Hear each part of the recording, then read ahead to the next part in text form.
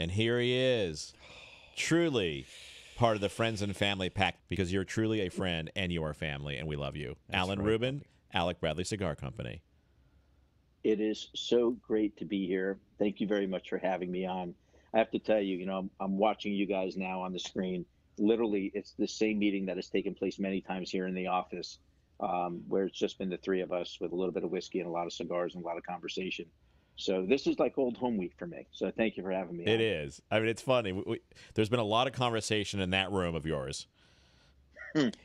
Plenty. Most of it pointed at Sammy. I was going to say, when you have to define conversation. I was always nervous when he would close the door. I'm still nervous when he closes the door, to be honest with you. Well, listen, you guys, I have to tell you, La Polina, you've taken it from a brand that had a history but didn't have anything that was current to where it is today. You guys should be really proud of what you've done with that brand and the national exposure that you've given that brand and what you've done. It's an amazing testament to hard work and caring. So well done, guys. Thank you, we really appreciate it. It means a lot coming from you because you're actually telling us the truth.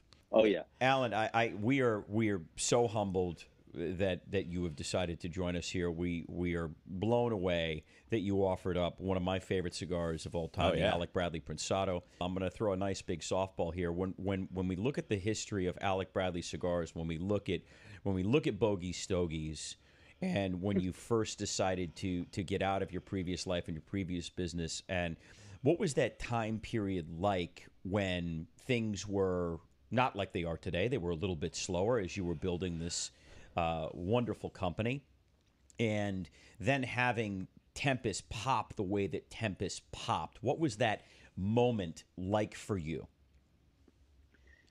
Yeah, so when I first got in this business, my goal was very simple. It was to feed my family.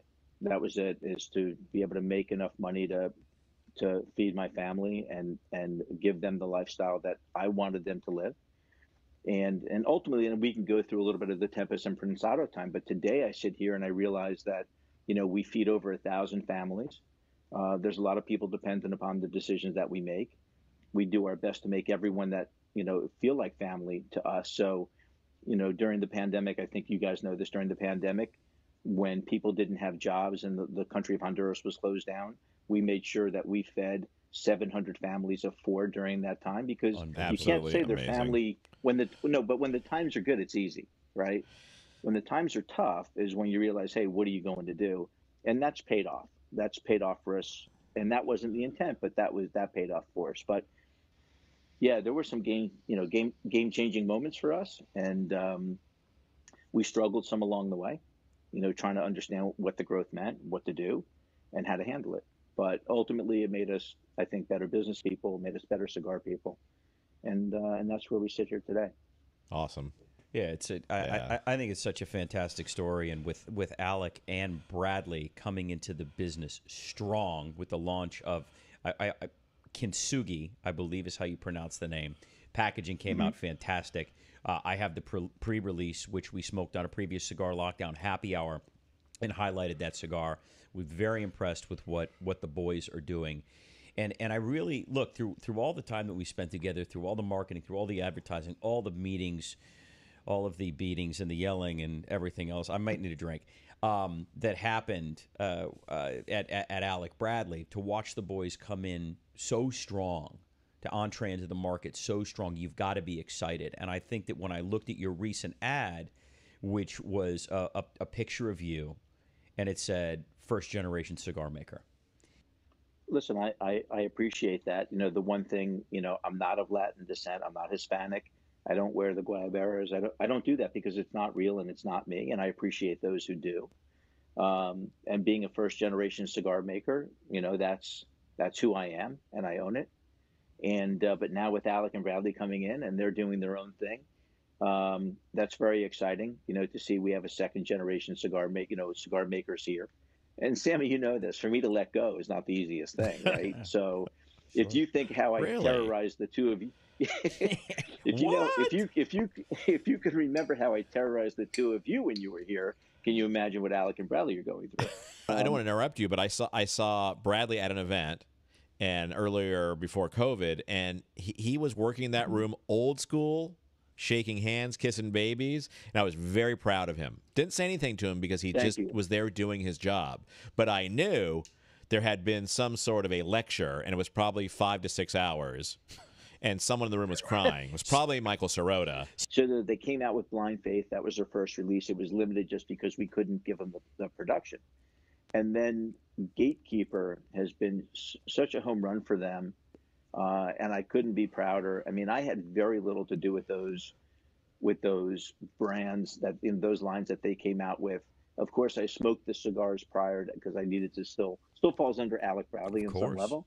Yeah, they've just done their own thing, and sometimes I give suggestions and they take it. And well, I have to tell you, I mean, I'm a big believer that if I don't love it and I don't believe in it, how can I ask our tobacconists, our partners, our retail partners to believe in it? How can I ask the consumers to believe in it? It first has to pass the test here.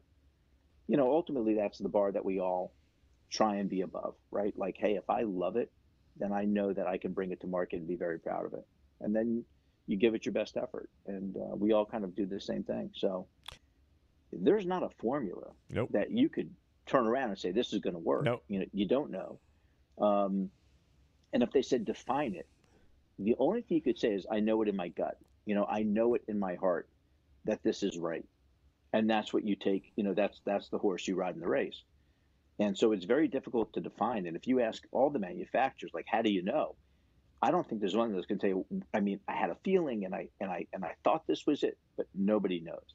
It's an amazing industry, how we all just play back and forth with one another. There's so many relationships, which is what drives this business.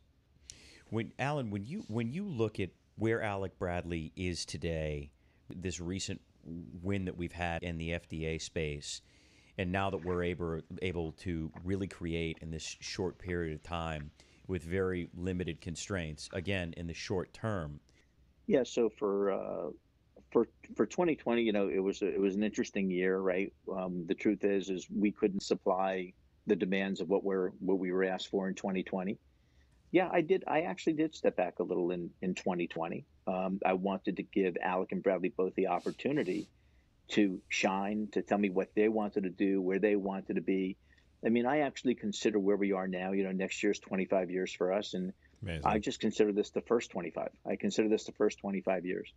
And then we will see what Alec and Bradley want to do the next 25 years. But I took a little bit of time off just to make sure that we were running the company properly and that we had things, you know, aligned in this crazy time. And what's your message to somebody who's watching who hasn't picked up an Alec Bradley, so that there's a little bit of insight into what it is that you have done and you have created, so that they get their asses out there, whether they pick up a Prensado, they pick up a Black Market, whether they pick up a Spirit of Cuba, whatever it is. Mm-hmm. What's that message?